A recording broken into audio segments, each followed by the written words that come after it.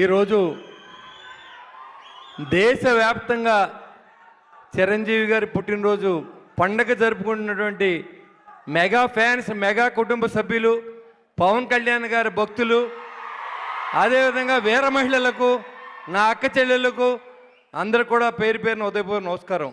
Mega family అంటే ఇవాళ చిరంజీవి గారు సినిమాల్లో విజేతగా నిలిచి ఈరోజు రాజకీయాల్లో కూడా తెలియని రాజకీయం లేదు ఆయనకి. కానీ ఈ రాజకీయాల్లో ఇమడలేక ఆయన రాజకీయాల నుంచి తప్పుకున్నప్పుడు కూడా ఆయన ఆశయాల్ని, సేవ చేయాలని ఆశయాలు నిలబెట్టిన వ్యక్తి పవన్ కళ్యాణ్ గారు.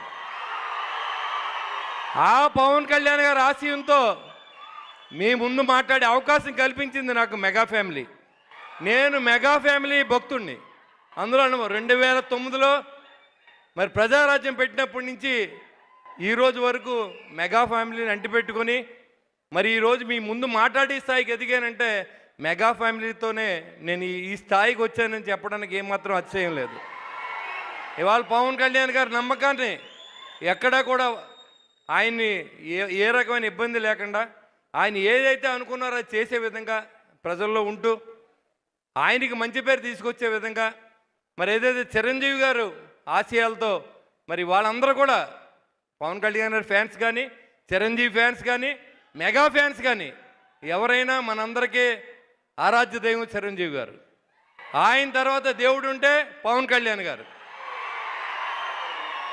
ఇవాళ చాలామంది సినిమా హీరోలు పుడతారు, చాలామంది సినిమా హీరోలుగా ఉంటారు. అయినప్పుడు కూడా ఫ్యాన్స్ని మీరు ఎక్కడ డబ్బు ఖర్చు పెట్టకండి, సేవ చేయమని చెప్పి మరి అందరినీ కూడా మరి బ్లడ్ బ్యాంక్ కానీ, రక్తదానం కానీ, అవయవదానం కానీ చేయమని ప్రోత్సహించిన ఏకైక హీరో చిరంజీవి గారు. ఎందుకంటే యువత ఎంతసేపు మీరు బ్యానర్లు కట్టండి, పూలు చల్లండి అనే నాయకులు మనం చూసాం. కానీ ప్రాణాలు నిలబెట్టండి, రక్తదానం చేయండి, నేత్రదానం చేయండి అనే వ్యక్తి చిరంజీవి గారు. అందుకని మనం ఆయన ముందు శిరస్సు వంచి నమస్కారం చేయాలి. ఆయన కరోనా సమయంలో కోటీశ్వర్లు ఉన్నారు, కానీ ఎవరు బయటికి రాలేదు. ఒక్క చిరంజీవి గారు మాత్రం ఆయన స్వామినాయుడు గారిని మరి ఆయన ఒక ఆంజనేయ స్వామి అంటాడు స్వామినాయుడు గారు. ఆ రోజు నుంచి ఒకే మాట ఒకే పాట, అది మెగా ఫ్యామిలీ చిరంజీవి గారు. అంతే, ఆయనకి ఇంకేం తెలియదు. ఆయన అందరినీ కలుపుకుని అందరికీ ఆక్సిజన్ సిలిండర్లు ఇచ్చి కోట్లాది రూపాయలు ఖర్చు పెట్టిన వ్యక్తి చిరంజీవి గారు. మరి డబ్బు ఉంటుంది చాలామందికి, కానీ మనసు ఉండదు. రెండూ ఉన్న వ్యక్తి పవన్ కళ్యాణ్ గారు, చిరంజీవి గారు కూడా. ఎందుకంటే చాలామంది హీరోలు యాక్షన్ చేస్తారు, 100 కోట్లు వస్తాయి, అది దాచుకుంటారు తప్ప, ఆస్తులు కొనుక్కుంటారు తప్ప పవన్ కళ్యాణ్ గారిలా దానం చేసి సినీ నాయకుడు ఎవరో లేరని కూడా తెలియజేస్తూ ఉన్నా. ఇవాళ ఒక మనిషి సినిమాల్లో నిలబడాలి, రాజకీయాల్లో నిలబడాలంటే ఎంత కష్టమో మీరు చూశారు.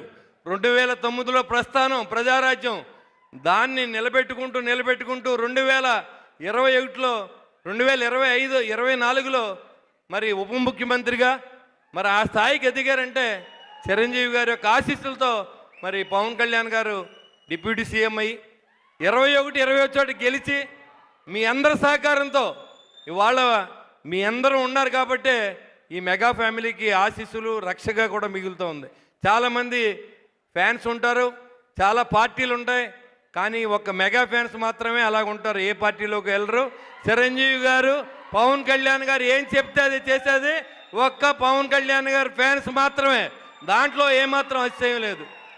మరి ఈ సేవ చేసి తెలుగు రాష్ట్రాల్లోనే కాదు, ఎక్కడైనా కానీ మీరు 10 మందికి సహాయం చేయండి అని సినిమాలు కూడా మీరు 3 దానం చేయండి, నాకు థ్యాంక్స్ చెప్పొద్దని చెప్పినటువంటి ఠాగూర్ సినిమా దగ్గర నుంచి మరి ఆయన కుటుంబాన్ని పట్ల బాధ్యతగా ఉండి కిడ్నీ దానం చేసిన విజేత సినిమా దగ్గర నుంచి ఖైదీగా ఎదురు తిరిగి సమాజంలో ఒక మంచి నిలబెట్టడానికి చేసిన పోరాటం దగ్గర నుంచి మెగా ఫ్యామిలీ చరిత్ర మరి ఈ రోజు వరకు మనం ప్రస్థానం కొనసాగుతూ ఉందంటే ఆయన పడిన కష్టాన్ని మరొకసారి మనం తెలుసుకోవాల్సిన అవసరం ఉంది. నాకు 70వ పుట్టినరోజు అంటూ ఇష్టం లేదు. చిరంజీవి గారి పుట్టినరోజు, ఆయన ఇంకా నిత్యం నవయువకుడు. అలాంటి మహానుభావుని పుట్టినరోజుకి మీ ముందు మాట్లాడే అవకాశం కల్పించిన మెగా ఫ్యాన్స్కి, స్వామినాయుడు గారికి మరి అందరికి కూడా పేరు పేరున శిరస్సు వంచిన నమస్కారం తెలియజేసుకుంటూ, చిరంజీవి గారి 100వ పుట్టినరోజుకి నేను బతుకుంటే ఖచ్చితంగా మీతో పాటు పార్టిసిపేట్ చేస్తానని చెప్పి తెలియజేసుకుంటూ సెలవు తీసుకుని జై హింద్.